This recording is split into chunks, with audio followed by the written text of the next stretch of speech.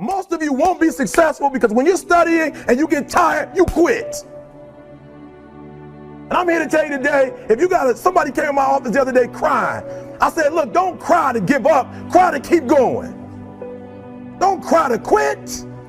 You already in pain, you already hurt, get a reward from it.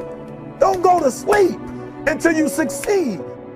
The only thing you care about when you're trying to breathe is to get some fresh air. That's it. And when you get to the point where all you want to do is be successful as bad as you want to breathe, then you'll be successful. And I'm here to tell you, number one, that most of you say you want to be successful, but you don't want it bad. You just kind of want it. You don't want it badder than you want to party. You don't want it as much as you want to be cool. Most of you don't want success as much as you want to sleep. Some of you love sleep more than you love success. And I'm here to tell you today, if you're going to be successful, you've got to be willing to give up sleep. You got to be willing to work off for 3 hours of sleep, 2 hours. If you really want to be successful, some days you're going to have to stay up 3 days in a row. Because if you go to sleep, you might miss the opportunity to be successful. That's how bad you got to want it. You got to go days without, listen to me, you got to want to be successful so bad that you forget to eat.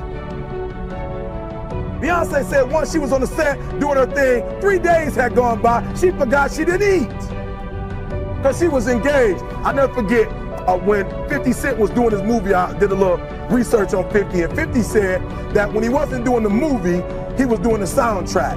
And they said, when do you sleep, 50? Sleep, he said, sleep is for those people who are broke. I don't sleep. He said, I got an opportunity to make a dream become a reality. The most important thing is this, to be able at any moment to sacrifice what you are for what you will become.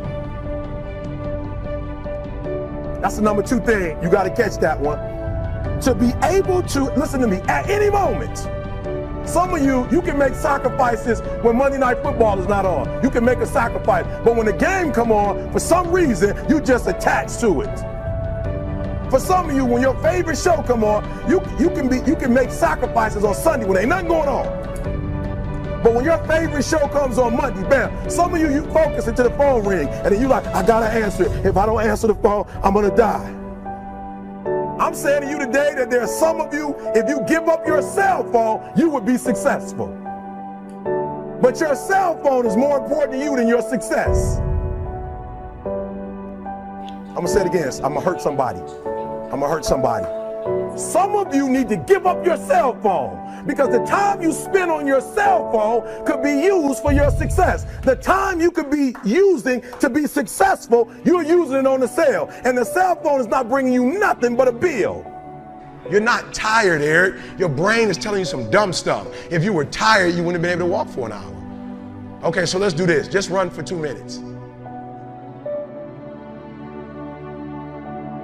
I'm trying to help somebody right now go to a whole other level. The Bible says the reason why you go back to sleep is because you've always gone back to sleep. It's like a default. You go back to sleep because all you gotta do is stop going to sleep, and then you're gonna stop going to sleep.